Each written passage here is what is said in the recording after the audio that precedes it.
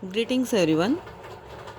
Today I will going to start chapter 3 of science, health and hygiene. ये बेटा आपके लिए बहुत इम्पोर्टेंट चैप्टर है जो पर्सनली भी आपको काफ़ी काम आएगा।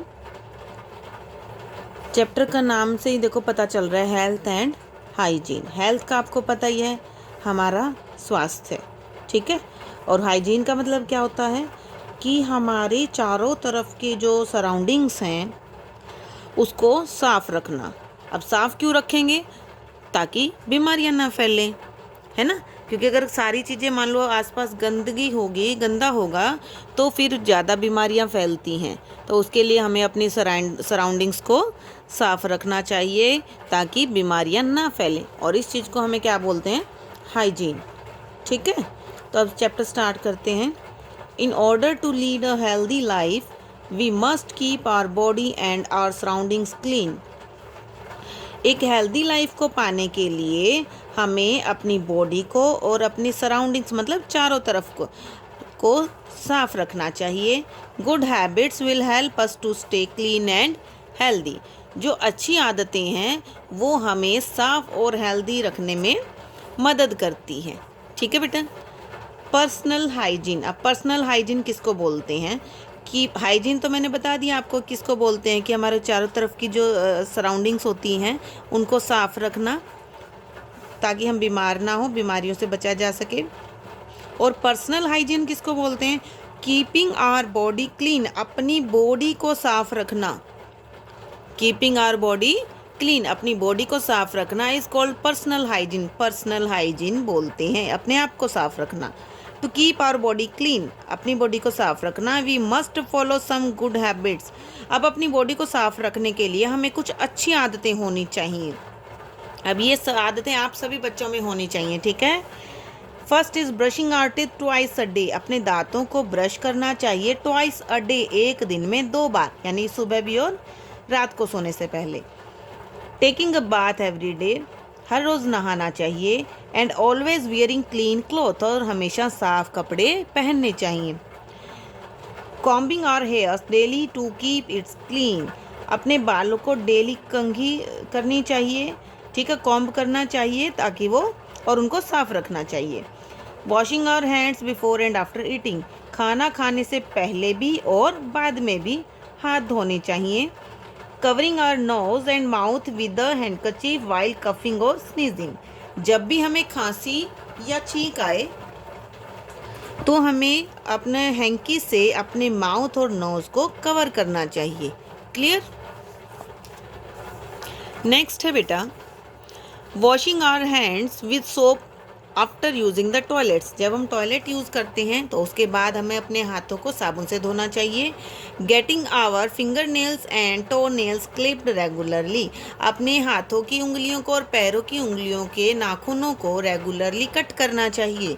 Wearing slippers when we go out of the house, जब भी घर के बाहर जाएं स्लीपर्स ज़रूर पहने, यानी जो आप चप्पल्स पहनते हैं, सैंडल चप्पल, जो भी आप फुटवियर पहनते हैं वो ज़रूर पहनने चाहिए, ठीक है।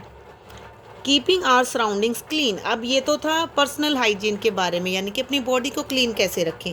अब हम पढ़ेंगे कि सराउंडिंग्स को क्लीन कैसे रखें। Our house, our street, our neighbourhood, यानी कि हमारा घर, हमारी गली, हमारे पड़ोस में। एंड आवर स्कूल, और हमारा स्कूल। फ्रॉम आवर सराउंडिंग्स, हमारी चारों तरफ की सराउंडिंग्स को बनाते हैं। टू बी हेल्दी, हेल्दी रहने के लिए we must keep our surrounding clean, हमें अपनी सराउंडिंग्स को क्लीन रखना चाहिए। यानी कि ऊपर जितनी भी चीज़ें आई हैं, हमारा घर, गली, पड़ोस, हमारा स्कूल, इन सबको हमें साफ रखना चाहिए। Some people make the surroundings dirty, कुछ लोग अपने सराउंडिंग्स को डर्टी, गंदा कर देते हैं। Throwing rubbish on the road, road के ऊपर गंद फैला के। And letting sewage out on the streets make our surroundings a breeding ground for mosquitoes and flies, यानी जो सीवेज आपने देखा होगा कई बार बेटा, सीवेज का जो पानी होता है, घरों का पानी बाहर निकलने के लिए नीचे बड़े बड़े पाइप्स लगा दिए जाते हैं, जैसे गटर भी बोलते हैं जिसको, वो सीवेज बोलते हैं। जब वो भर जाता है कई बार उसका पानी वहाँ से बाहर आ जाता है गलियों में, तो उसकी वजह से क्या होता है, हमारा सराउंडिंग्स गंदा हो जाता है, वहाँ पानी आ जाता है, और वो जो पानी रुक जाता है वो क्या काम करता है फिर, वहाँ पर बहुत सारे मच्छर हो जाते हैं, मक्खियाँ हो जाती हैं, ठीक है। तो वहाँ पर उनका ब्रीडिंग यानी वो और भी ज़्यादा उनके मच्छर हो जाते हैं, वो अपने वहाँ अंडे दे देते हैं, फिर उससे और भी ज़्यादा मच्छर हो जाते हैं। Mosquitoes can spread dangerous disease. Mosquitoes जो होते हैं, मच्छर होते हैं, बहुत सारा खतरनाक बीमारियाँ फैला सकती हैं, such as dengue and malaria. Dengue और मलेरिया ये दोनों ही ऐसी बीमारियाँ हैं जो मच्छर फैलाते हैं बेटा। To live in a clean environment, एक साफ एनवायरनमेंट में रहने के लिए, वातावरण में रहने के लिए we must follow some simple rules, हमें सिंपल रूल कुछ अपनाने चाहिए। वो क्या है? पहला है we must throw garbage only in the dustbin, हमें जो गार्बेज है, जो कूड़ा है, वो हमेशा डस्टबिन में डालना चाहिए। अब आपको भी कितना बताते हैं ना कि आप जैसे स्कूल में भी लंच टाइम में अपना चीज़ें लाते थे कैंटीन से, और आपने खाया और रैपर को वहीं क्लास के बीच में डाल दिया, और फिर नेक्स्ट पीरियड में जब हम आते हैं तब आपको बोलते हैं कि बेटा इनको उठाओ and throw in the dustbin, और डस्टबिन में डालो। तो देखो ये गुड हैबिट्स होती है कि आप अपने गार्बेज को, आपने जो भी आपका गार्बेज है, जो रैपर्स वगैरह हैं, वो उठा के आपको डस्टबिन में डालने चाहिए। We should not spit on the road, हमें रोड पर थूकना नहीं चाहिए। We should not let sewage flow into the street, और यह भी नहीं होना चाहिए कि हमारी वजह से जो सीवेज है उसका पानी ओवरफ्लो हो जाए, वो गली में आ जाए, ठीक है बेटा। अब इसमें फैक्ट फाइल क्या है?